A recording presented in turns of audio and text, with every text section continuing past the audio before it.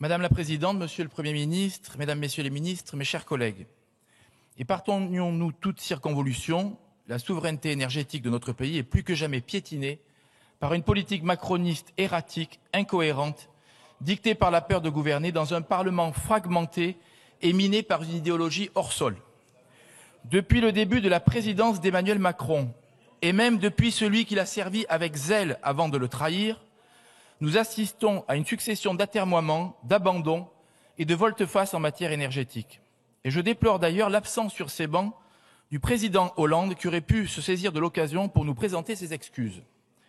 Oui, le démantèlement progressif de notre filière nucléaire, alors même qu'elle est un atout stratégique, économique et environnemental, restera une faute historique pour lui comme pour tous ceux qui se sont inscrits dans ses pas.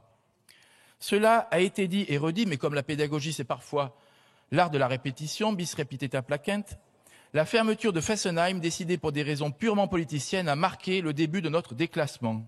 Et aujourd'hui, d'un coup de baguette magique, on tenterait de masquer les conséquences mortifères de ces décisions absurdes par des promesses de relance, du en même temps énergétique funeste, sans calendrier fiable, sans vision claire, au travers d'un décret scélérat qui contourne le Parlement. Pendant ce temps-là, nos industries, tout comme nos compatriotes, paient au prix fort leur électricité sans qu'ils en comprennent les raisons. La désinformation sur le nucléaire, à laquelle les Français ont été confrontés pendant des années, a déroulé un tapis rouge aux énergies renouvelables intermittentes, dont le coût massif a été répercuté sur la facture des Français pour enrichir quelques intérêts particuliers et faire plaisir aux idéologues. Ces responsables ont réussi à faire oublier qu'au-delà du soleil et du vent, les technologies nécessaires pour utiliser ces ressources durables nous plongeaient dans une dépendance aux terres rares chinoises et aux industriels allemands. Oui, les ENR intermittentes représentent une opportunité pour les pays qui souhaitent décarboner rapidement leur économie lorsqu'ils dépendent du gaz et du pétrole. Mais de grâce, non, Monsieur le Premier ministre, ce n'est pas le cas de la France. Il nous faut, nous, arrêter cette folie de toujours plus d'énergie renouvelable intermittente, non pas uniquement parce que ces énergies enlaidissent nos paysages et notre patrimoine, mais parce qu'elles sont tout simplement un véritable gouffre financier, doublé d'une inefficacité désopilante. Les éoliennes tournent à peine la moitié du temps et le photovoltaïque produit le plus aux heures où nos besoins sont les moindres. Cherchez l'erreur. Chers collègues, il faut être lucide. La France perd chaque jour un peu plus de son indépendance énergétique, livrée au bon vouloir de marchés internationaux volatiles et à des alliances européennes déséquilibrées et nous imposant des hérésies écologiques. Imaginez, on est parfois contraint d'arrêter nos centrales nucléaires décarbonées pour reprendre de l'électricité allemande surproduite avec des centrales à charbon. Et le prix est négatif. C'est-à-dire que les Allemands payent EDF pour évacuer cette électricité dans l'Orne où l'on est guidé par le bon sens. On appelle ça marcher sur la tête. Autre point de cécité gouvernementale, l'après-ARENH, ce fameux mécanisme de régulation du marché de l'électricité.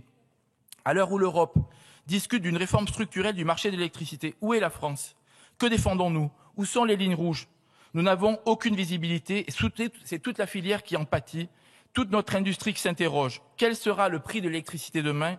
Qui le fixera? Sur quelle base? Pourquoi ce flou en plein débat sur la PPE? Parce que le gouvernement redoute en réalité de faire face au débat dans une Assemblée nationale fracturée, que le président de la République a suscité par sa dissolution vaniteuse. Le gouvernement est mal à l'aise dans la défense de cette ligne macroniste.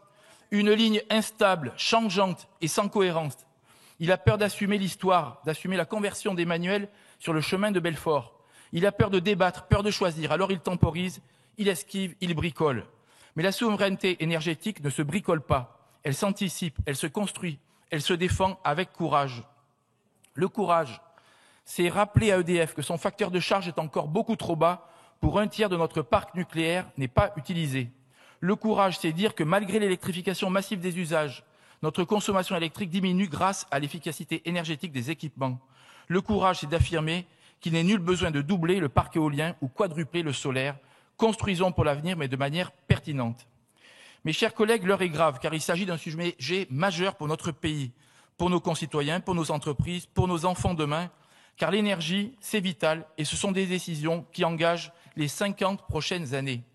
Monsieur le Premier ministre, je vous le dis solennellement, ne vous entêtez pas dans ces erreurs qui ont déjà fait tant de mal à notre pays. Retirez ce projet de décret mortifère, revoyez cette programmation de l'énergie pour qu'elle nous donne à tous un nouveau cap et des outils adaptés aux enjeux immenses qui nous attendent. Il en va de l'avenir de la France et peut-être de l'avenir de votre gouvernement. Merci, monsieur le député.